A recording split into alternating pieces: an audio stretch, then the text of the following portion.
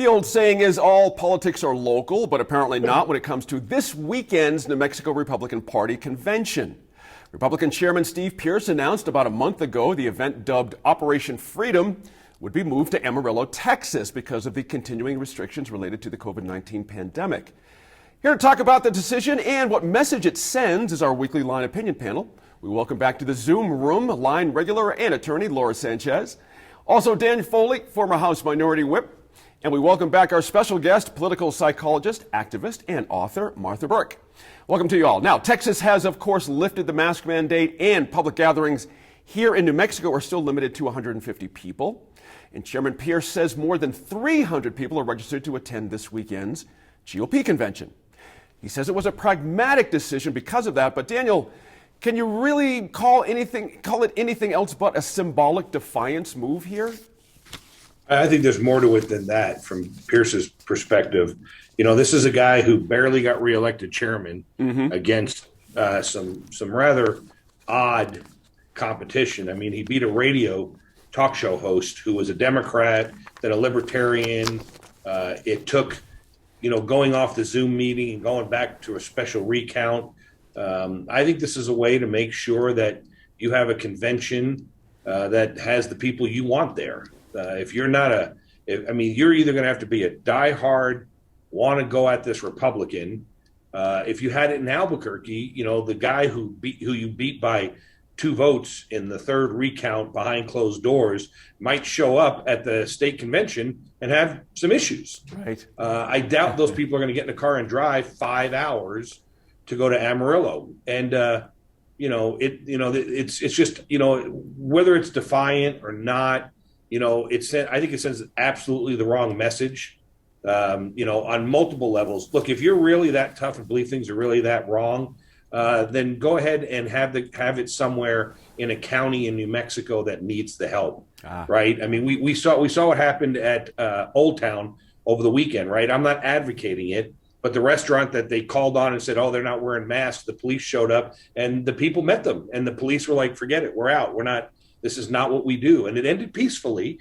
But, it was the power of the people showing up and saying, we're not doing this anymore. So if you really cared about New Mexicans and were really focused on helping New Mexico, I assure you there's places in Catron County, there's places in San Miguel County, there's places in multiple counties around New Mexico who their police, their individuals would be 100% supportive. And the one hotel or the one little convention center, or the one big church in town, it doesn't matter. The one restaurant that day, you could make their year by catering sandwiches and drinks and food to an organization. But instead, when it's about you and not about doing what's right for your constituents, you're going to head to, Amarillo and try to make a statement. I just think it's another reason why the Republicans, as a Republican in New Mexico, we're constantly in a permanent majority. I mean, we have seen the enemy, and the enemy is us.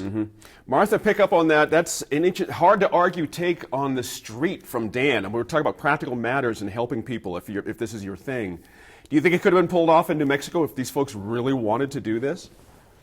Well, absolutely. I don't know why Dan would be against them going to the garden spot of Texas, and he doesn't think flow. But actually, I think the bottom line here, Gene, is Dan standing. I think he wanted to take a shot at the governor, and he did that because he hasn't ruled out running again. I think he is going to, if he does run again, it'll be seen as a retread. So it probably won't do him any good. I agree with Dan, lightning strikes, because I think it is a slap in the face of New Mexico Republicans, because they're not going to want to drive to Amarillo, and there's no really good way to get there. That's true. Except drive. But the other thing is the excuse Pearce gave. He either lied outright or he doesn't know the New Mexico restrictions, because he said the luminaries wouldn't come from out of state if you count Jordan as a luminary in anything but the Kook caucus, because they might get stuck here. Well, we have not had quarantine since last December. So he didn't know better, or he just thought this sounded good. And I think he's shooting himself in the foot, and he is really insulting a lot of his own constituents in the state. Laura, interesting point there from Martha. We're talking about Kristi Noem, governor of South Dakota, and Jim Jordan. She mentioned that we're scheduled to be. You don't need a visa. I mean, really, if Kristi Noem came, was it going to be state troopers at the border to run her out? I mean, it just. What do you make of that excuse? Oh, I agree. It was just, he really is reaching when he when he made that comment. But I think, more importantly, I hate that this entire pandemic and the vaccination and everything related to it has turned into a partisan issue. I mean, these are not partisan issues. These are health issues. These are about personal responsibility. I understand some people don't want to wear a mask, but people who don't. Also, there are a lot of people I know very well who don't want to get vaccinated for a variety of reasons.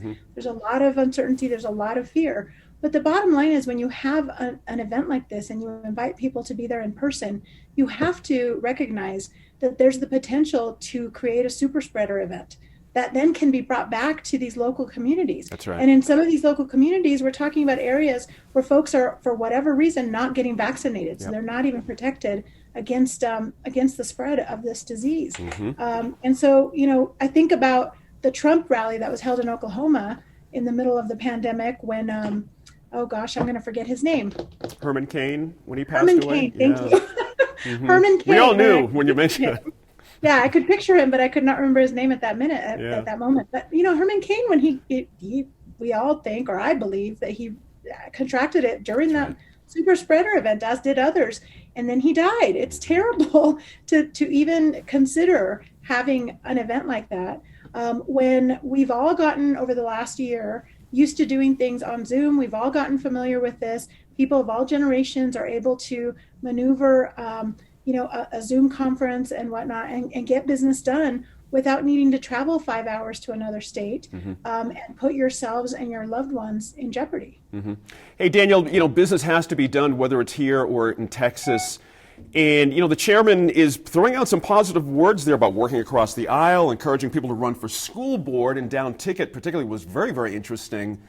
Does that ring hollow in any way, given these conversations that are happening out of state? Does that make any kind of a difference?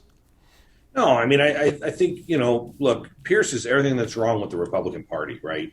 I mean, the last thing the Republican Party needs is more rich white guys with, that sound like they're from Dallas, Texas. It just is not something that is inclusive of the citizens of the state. And every chance that he's gotten to put himself out there, whether it's running for governor, running for chairman of the party, it's been an embarrassment, whether it's, his keeping the fight, keeping the people hired that went after Susana Martinez, to his constant attacks on Republicans that don't side with him or agree with him. I mean, look, the last election cycle was a complete disaster from the state party. I mean, it was non-existent. I mean, everything from the top of the ticket down, we took a bath. And I mean, if I was chairman of the party and had the same outcome. Oh, and by the way, I went on the record guaranteeing a Trump victory in New Mexico. That's right. I mean, he guaranteed a Trump victory in New Mexico, and the president took a shellacking in New Mexico. And so, I mean, at the end of the day, this is turned into turned into the Steve show, and that's what it's always been about. It's been about him and his organization. It has not been about results, because there haven't been any since he's been chairman. We've been moving in the wrong direction on just about every major metrics that there is as a party in New Mexico. And so, as long as Pierce and his guys are running the show, I think Brian Egoff and the Democrat Party should be sending checks and encouraging them to keep Steve Pierce as the chairman of the party. That's all the time we have for that topic. When we come back to the Line Opinion Panel, we'll discuss changes to the state's unemployment policies.